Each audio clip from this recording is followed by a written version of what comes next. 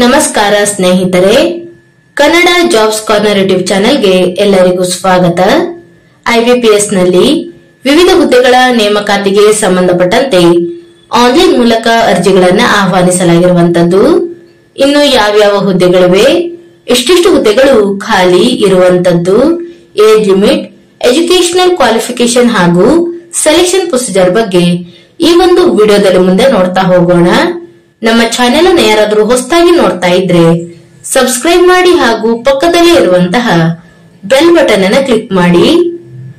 ಇನ್ನು IBPS ನಲ್ಲಿ customer service associate ಹುದ್ದೆಗಳ ನೇಮಕಾತಿಗೆ ಸಂಬಂಧಪಟ್ಟಂತೆ ಅರ್ಜಿಗಳನ್ನು ಆಹ್ವಾನಿಸಲಾಗಿರುವಂತದ್ದು.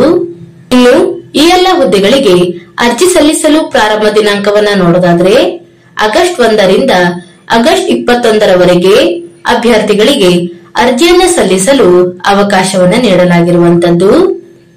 ಇನ್ನು ಪ್ರಿಲಿಮಿನರಿ ಎಕ್ಸಾಮ್ ಅನ್ನ ನಡೆಸುವಂತಹ ಟೆಂಟೇಟಿವ್ ಎಕ್ಸಾಮ್ ಡೇಟ್ ಬಗ್ಗೆಯೂ ಸಹ ಮಾಹಿತಿಯನ್ನ ನೀಡಿರುವಂತದ್ದು. ಅಕ್ಟೋಬರ್ ತಿಂಗಳಿನಲ್ಲಿ ಪ್ರಿಲಿಮಿನರಿ ಎಕ್ಸಾಮ್ ಅನ್ನ ನಡೆಸಲಾಗುವಂತದ್ದು ಹಾಗೂ ನವೆಂಬರ್ ತಿಂಗಳಿನಲ್ಲಿ ಮೇನ್ ಎಕ್ಸಾಮ್ ಅನ್ನ ನಡೆಸಲಾಗುತ್ತದೆ. ಇದು ಟೆಂಟೇಟಿವ್ ಎಕ್ಸಾಮ್ ಡೇಟ್ ಆಗಿರುವಂತದ್ದು. ಇನ್ನು ಎಲ್ಲೆಲ್ಲಿ ಹುದ್ದೆಗಳು ಖಾಲಿ ಇದೆ ಅಂತ ನೋಡ್ತಾ ಹೋಗೋದಾದ್ರೆ bank of Baroda, Canara bank, Indian overseas bank, UCO bank, bank of India, ಹೀಗೆ ಇನ್ನೂ ಹಲವು ಬ್ಯಾಂಕ್ಗಳಲ್ಲಿ ಹುದ್ದೆಗಳು ಖಾಲಿ ಇರುವಂತದ್ದು. ಇನ್ನು ವೇತನ ಶ್ರೇಣಿಯ ಬಗ್ಗೆ ನೋಡ್ತಾ ಹೋಗೋದಾದ್ರೆ ಈ ಹುದ್ದೆಗಳಿಗೆ ಆಯ್ಕೆಯಾದಂತಹ ಅಭ್ಯರ್ಥಿಗಳಿಗೆ 24,050 ರಿಂದ 64,480ರವರೆಗೆ ವೇತನವನ್ನ ನೀಡಲಾಗುವಂತದ್ದು ಹಾಗೂ ಇದರ ಜೊತೆಗೆ ಅದರ್ ಅಲವೆನ್ಸಸ್ ಸಹ ಇರುತ್ತದೆ.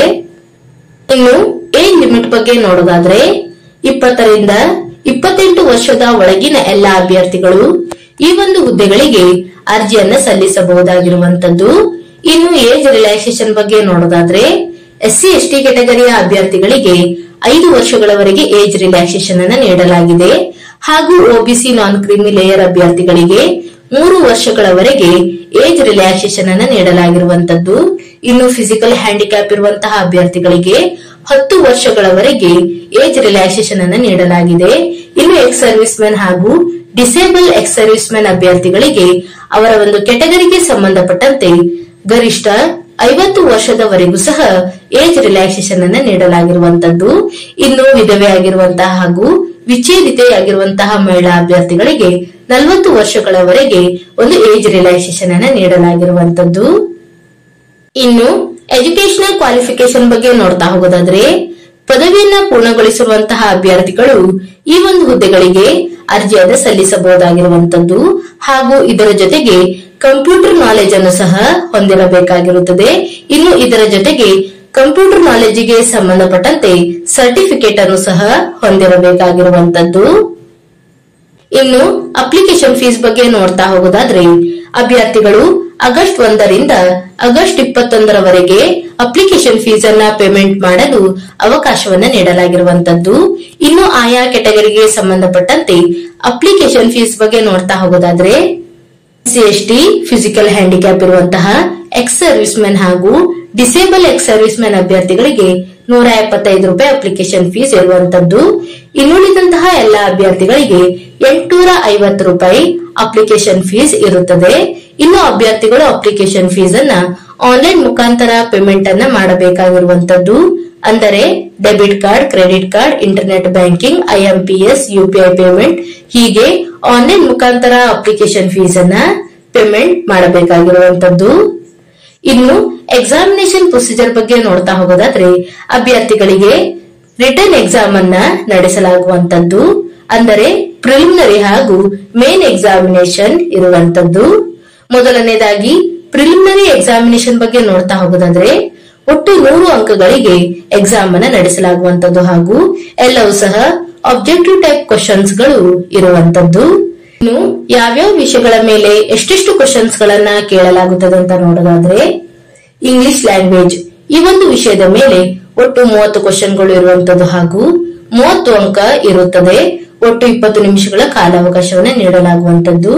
ಇನ್ನು ನ್ಯೂಮರಿಕಲ್ ಅಬಿಲಿಟಿ ಈ ಒಂದು ವಿಷಯದ ಮೇಲೆ ಒಟ್ಟು 35 ಕ್ವಶನ್ಗಳು ಇರುವಂತದ್ದು ಹಾಗೂ 35 ಅಂಕ ಇರುತ್ತದೆ. ಒಟ್ಟು 20 ನಿಮಿಷಗಳ ಕಾಲಾವಕಾಶವನ್ನ ನೀಡಲಾಗುವಂತದ್ದು. ಇನ್ನು ರೀಸನಿಂಗ್ ಎಬಿಲಿಟಿ, ಈ ಒಂದು ವಿಷಯದ ಮೇಲೆ ಒಟ್ಟು 35 ಕ್ವಶನ್ ಗಳನ್ನ ಕೇಳಲಾಗುವಂತದ್ದು ಹಾಗೂ 35 ಅಂಕಗಳು ಇರುವಂತದ್ದು.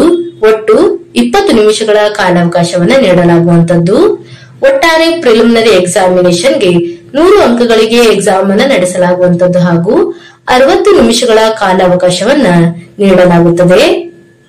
ಇನ್ನು ಮೇನ್ ಎಕ್ಸಾಮಿನೇಷನ್ ಬಗ್ಗೆ ನೋಡ್ತಾ ಹೋಗೋದಾದ್ರೆ, ಮೇನ್ ಎಕ್ಸಾಮಿನೇಷನ್ ನಲ್ಲಿ ಆಬ್ಜೆಕ್ಟಿವ್ ಟೈಪ್ ಕ್ವಶನ್ಸ್ ಗಳು ಇರುವಂತದ್ದು.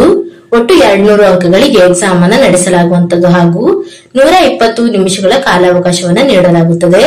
ಇನ್ನು ಮೊದಲನೇದಾಗಿ ಜನರಲ್ ಅಥವಾ ಫೈನಾನ್ಷಿಯಲ್ ಅವೇರ್ನೆಸ್, ಈ ಒಂದು ವಿಷಯದ ಮೇಲೆ ಒಟ್ಟು 40 ಕ್ವಶನ್ಗಳು ಇರುವಂತದ್ದು ಹಾಗೂ 50 ಅಂಕಗಳು ಇರುವಂತದ್ದು. 20 ನಿಮಿಷಗಳ ಕಾಲಾವಕಾಶವನ್ನ ನೀಡಲಾಗುವಂತದ್ದು. ಇನ್ನು ಜನರಲ್ ಇಂಗ್ಲಿಷ್, ಈ ಒಂದು ವಿಷಯದ ಮೇಲೆ ಒಟ್ಟು 40 ಕ್ವಶನ್ಗಳು ಇರುತ್ತವೆ ಹಾಗೂ 40 ಅಂಕಗಳು ಇರುವಂತದ್ದು. ಒಟ್ಟು 35 ನಿಮಿಷಗಳ ಕಾಲಾವಕಾಶವನ್ನ ನೀಡಲಾಗುವಂತದ್ದು. ರೀಸನಿಂಗ್ ಎಬಿಲಿಟಿ, ಈ ಒಂದು ವಿಷಯದ ಮೇಲೆ ಒಟ್ಟು 40 ಕ್ವಶನ್ಗಳು ಇರುವಂತದ್ದು ಹಾಗೂ 60 ಅಂಕ ಇರುತ್ತದೆ. ಒಟ್ಟು 35 ನಿಮಿಷಗಳ ಕಾಲಾವಕಾಶವನ್ನ ನೀಡಲಾಗುವಂತದ್ದು. ಇನ್ನು ಕ್ವಾಂಟಿಟೇಟಿವ್ ಆಪ್ಟಿಟ್ಯೂಡ್, ಈ ಒಂದು ವಿಷಯದ ಮೇಲೆ ಒಟ್ಟು 35 ಕ್ವಶನ್ಗಳು ಇರುವಂತದ್ದು ಹಾಗೂ 50 ಅಂಕ ಇರುತ್ತದೆ. ಒಟ್ಟು 30 ನಿಮಿಷಗಳ ಕಾಲಾವಕಾಶವನ್ನ ನೀಡಲಾಗುವಂತದ್ದು. ಇವಿಷ್ಟು ಎಕ್ಸಾಮಿನೇಷನ್ ಪ್ರೊಸೀಜರ್ ಬಗ್ಗೆ ಇರುವಂತಹ ಮಾಹಿತಿ ಆಗಿರುವಂತದ್ದು. ಇನ್ನು ಮುಂದೆ ನೋಡ್ತಾ ಹೋಗೋದಾದ್ರೆ, ಆಯಾ ರಾಜ್ಯಗಳಿಗೆ ಸಂಬಂಧಪಟ್ಟಂತೆ ಎಕ್ಸಾಮಿನೇಷನ್ ಲ್ಯಾಂಗ್ವೇಜ್ ಬಗ್ಗೆ ಸಹ ಇಲ್ಲಿ ಮಾಹಿತಿಯನ್ನ ನೀಡಿರುವಂತದ್ದು. ಇನ್ನು ನಮ್ಮ ಕರ್ನಾಟಕದ ಅಭ್ಯರ್ಥಿಗಳಿಗೆ ಇಂಗ್ಲಿಷ್, ಹಿಂದಿ, ಕನ್ನಡ ಹಾಗೂ ಕೊಂಕಣಿಯಲ್ಲಿ ಎಕ್ಸಾಮ್ ಅನ್ನು ನಡೆಸಲಾಗುವಂತದ್ದು.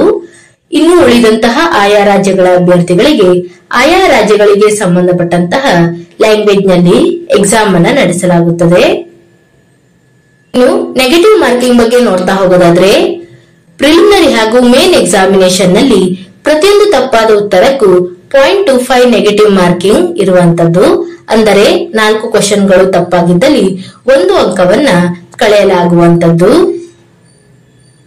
ಇನ್ನು ಲೋಕಲ್ ಲ್ಯಾಂಗ್ವೇಜ್ ಟೆಸ್ಟ್ ಗಳ ಬಗ್ಗೆ ನೋಡ್ತಾ ಹೋಗೋದಾದ್ರೆ, ಆಯಾ ರಾಜ್ಯಗಳಿಗೆ ಸಂಬಂಧಪಟ್ಟಂತೆ ಲೋಕಲ್ ಲ್ಯಾಂಗ್ವೇಜ್ ಗಳ ಬಗ್ಗೆ ಇಲ್ಲಿ ಮಾಹಿತಿಯನ್ನ ನೀಡಲಾಗಿರುವಂತದ್ದು. ಇನ್ನು ಅಭ್ಯರ್ಥಿಗಳು SSLCಯಲ್ಲಿ ಲೋಕಲ್ ಲ್ಯಾಂಗ್ವೇಜ್ ಅನ್ನ ಸ್ಟಡಿ ಮಾಡಿರುವಂತಹ ಅಭ್ಯರ್ಥಿಗಳಿಗೆ ಯಾವುದೇ ರೀತಿಯಾದಂತಹ ಲೋಕಲ್ ಲ್ಯಾಂಗ್ವೇಜ್ ಟೆಸ್ಟ್ ಇರೋದಿಲ್ಲ. ಇನ್ನುಳಿದಂತಹ ಅಭ್ಯರ್ಥಿಗಳಿಗೆ ಆಯಾ ರಾಜ್ಯಗಳಿಗೆ ಸಂಬಂಧಪಟ್ಟಂತೆ ಲೋಕಲ್ ಲ್ಯಾಂಗ್ವೇಜ್ ಟೆಸ್ಟ್ ಅನ್ನ ನಡೆಸಲಾಗುವಂತದ್ದು. ಪ್ರೀ ಎಕ್ಸಾಮಿನೇಷನ್ ಟ್ರೈನಿಂಗ್ ಬಗ್ಗೆ ನೋಡ್ತಾ ಹೋಗೋದಾದ್ರೆ, SC/ST, OBC ನಾನ್ ಕ್ರಿಮಿ ಲೇಯರ್, ಮೈನಾರಿಟಿ ಹಾಗೂ ಎಕ್ಸ್ ಸರ್ವಿಸ್ ಮೆನ್ ಮತ್ತು ಫಿಸಿಕಲ್ ಡಿಸೇಬಲ್ ಇರುವಂತಹ ಅಭ್ಯರ್ಥಿಗಳಿಗೆ ಪ್ರೀ ಎಕ್ಸಾಮಿನೇಷನ್ ಟ್ರೈನಿಂಗ್ ಅನ್ನ ನೀಡಲಾಗುವಂತದ್ದು. ಇದರ ಬಗ್ಗೆ ಸಹ ಇಲ್ಲಿ ಮಾಹಿತಿಯನ್ನ ನೀಡಲಾಗಿರುವಂತದ್ದು. ಇನ್ನು ಅರ್ಜಿಯನ್ನ ಸಲ್ಲಿಸುವಂತಹ ವಿಧಾನದ ಬಗ್ಗೆ ನೋಡೋದಾದ್ರೆ, ಅಭ್ಯರ್ಥಿಗಳು ಆನ್ಲೈನ್ ಮೂಲಕ ಅರ್ಜಿಯನ್ನ ಸಲ್ಲಿಸಬಹುದಾಗಿರುವಂತದ್ದು. ಇನ್ನು ವೆಬ್ಸೈಟ್ ವಿಳಾಸವನ್ನು ಸಹ ನೀಡಿರುವಂತದ್ದು www.ibps.in. ಈ ಒಂದು ವೆಬ್ಸೈಟ್ ಮೂಲಕ ಅಭ್ಯರ್ಥಿಗಳು ಆನ್ಲೈನ್ ಮೂಲಕ ಅರ್ಜಿಯನ್ನ ಸಲ್ಲಿಸಬಹುದಾಗಿದೆ. ಇನ್ನು ಯಾವ್ಯಾವ ರಾಜ್ಯಗಳಲ್ಲಿ ಎಷ್ಟೆಷ್ಟು ಹುದ್ದೆಗಳು ಖಾಲಿ ಇದೆ ಎಂದು ಕೆಟಗರಿ ವೈಸ್ ನೋಡ್ತಾ ಹೋಗೋದಾದ್ರೆ, ಇನ್ನು ನಮ್ಮ ಕರ್ನಾಟಕದ ಅಭ್ಯರ್ಥಿಗಳಿಗೆ ಯಾವ್ಯಾವ ಬ್ಯಾಂಕ್ಗಳಲ್ಲಿ ಎಷ್ಟೆಷ್ಟು ಹುದ್ದೆಗಳು ಖಾಲಿ ಇದೆ ಅಂತ ನೋಡೋದಾದ್ರೆ, ಕರ್ನಾಟಕದಾದ್ಯಂತ ಒಟ್ಟು 1170ಕ್ಕಿಂತ ಹೆಚ್ಚಿನ ಒಂದು ಹುದ್ದೆಗಳು ಖಾಲಿ ಇರುವಂತದ್ದು. ಇನ್ನು ಕೆಟಗರಿ ವೈಸ್ ಆಯಾ ಬ್ಯಾಂಕ್ಗಳಲ್ಲಿ ಖಾಲಿ ಇರುವಂತಹ ಹುದ್ದೆಗಳ ಬಗ್ಗೆ ನೋಡೋದಾದ್ರೆ, ಮೊದಲನೇದಾಗಿ ಬ್ಯಾಂಕ್ ಆಫ್ ಬರೋಡಾದಲ್ಲಿ ಒಟ್ಟು 253 ಹುದ್ದೆಗಳು ಖಾಲಿ ಇರುವಂತದ್ದು. ಇನ್ನು SC ಕೆಟಗರಿ ಅಭ್ಯರ್ಥಿಗಳಿಗೆ 29 ಹುದ್ದೆಗಳು ಖಾಲಿ ಇದೆ. ST ಕೆಟಗರಿಯ ಅಭ್ಯರ್ಥಿಗಳಿಗೆ 26, OBC ನಾನ್ ಕ್ರಿಮಿ ಲೇಯರ್ ಅಭ್ಯರ್ಥಿಗಳಿಗೆ 50, EWS ಕೆಟಗರಿಗೆ 25 ಹಾಗೂ UR ಕೆಟಗರಿಯವರಿಗೆ 123 ಹುದ್ದೆಗಳು ಖಾಲಿ ಇರುವಂತದ್ದು. ಹಾಗೆಯೇ ಫಿಸಿಕಲ್ ಡಿಸೇಬಲ್ ಇರುವಂತಹ ಹಾಗೂ ಎಕ್ಸ್ ಸರ್ವಿಸ್ ಮೆನ್ ಅಭ್ಯರ್ಥಿಗಳಿಗೂ ಸಹ ಹುದ್ದೆಗಳು ಖಾಲಿ ಇರುವಂತದ್ದು. ಇನ್ನು ಬ್ಯಾಂಕ್ ಆಫ್ ಇಂಡಿಯಾದಲ್ಲಿ ಒಟ್ಟು 45 ಹುದ್ದೆಗಳು ಖಾಲಿ ಇರುವಂತದ್ದು. ಹಾಗೆ ಬ್ಯಾಂಕ್ ಆಫ್ ಮಹಾರಾಷ್ಟ್ರದಲ್ಲಿ 20, ಕೆನರಾ ಬ್ಯಾಂಕಿನಲ್ಲಿ 675, ಸೆಂಟ್ರಲ್ ಬ್ಯಾಂಕ್ ಆಫ್ ಇಂಡಿಯಾದಲ್ಲಿ 47, ಇಂಡಿಯನ್ ಓವರ್ಸೀಸ್ ಬ್ಯಾಂಕಿನಲ್ಲಿ 44, ಪಂಜಾಬ್ ನ್ಯಾಷನಲ್ ಬ್ಯಾಂಕಿನಲ್ಲಿ 6 ಹುದ್ದೆಗಳು ಖಾಲಿ ಇರುವಂತದ್ದು. ಇನ್ನು ಪಂಜಾಬ್ ಮತ್ತು ಸಿಂಧ್ ಬ್ಯಾಂಕಿನಲ್ಲಿ 30 ಹುದ್ದೆಗಳು ಖಾಲಿ ಇದೆ. ಯೂನಿಯನ್ ಬ್ಯಾಂಕ್ ಆಫ್ ಇಂಡಿಯಾದಲ್ಲಿ 50 ಹುದ್ದೆಗಳು ಖಾಲಿ ಇರುವಂತದ್ದು. ಒಟ್ಟಾರೆ ಕರ್ನಾಟಕದಾದ್ಯಂತ 1170ಕ್ಕಿಂತಲೂ ಹೆಚ್ಚಿನ ಒಂದು ಹುದ್ದೆಗಳು ಖಾಲಿ ಇರುವಂತದ್ದು. ಹಾಗೆ ಆಯಾ ರಾಜ್ಯಗಳಲ್ಲಿ ಖಾಲಿ ಇರುವಂತಹ ಹುದ್ದೆಗಳ ಬಗ್ಗೆ ಇಲ್ಲಿ ಮಾಹಿತಿಯನ್ನ ನೀಡಲಾಗಿರುವಂತದ್ದು.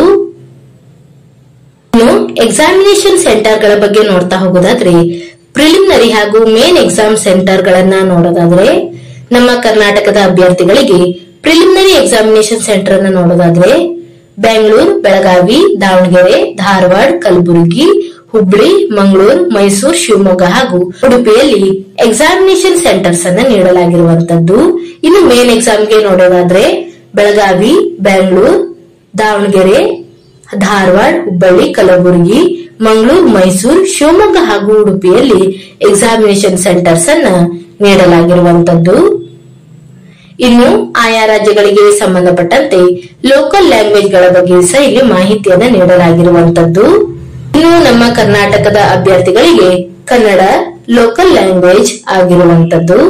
ಇದರ ಬಗ್ಗೆ ಸಹ ಇಲ್ಲಿ ಮಾಹಿತಿಯನ್ನ ನೀಡಲಾಗಿರುವಂತದ್ದು.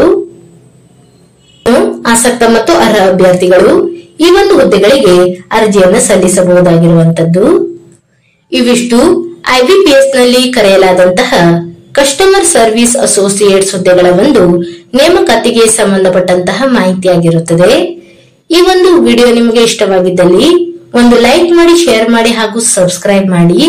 ಜೊತೆಗೆ ಪಕ್ಕದಲ್ಲೇ ಇರುವಂತಹ ಬೆಲ್ ಬಟನ್ ಅನ್ನ ಕ್ಲಿಕ್ ಮಾಡಿ.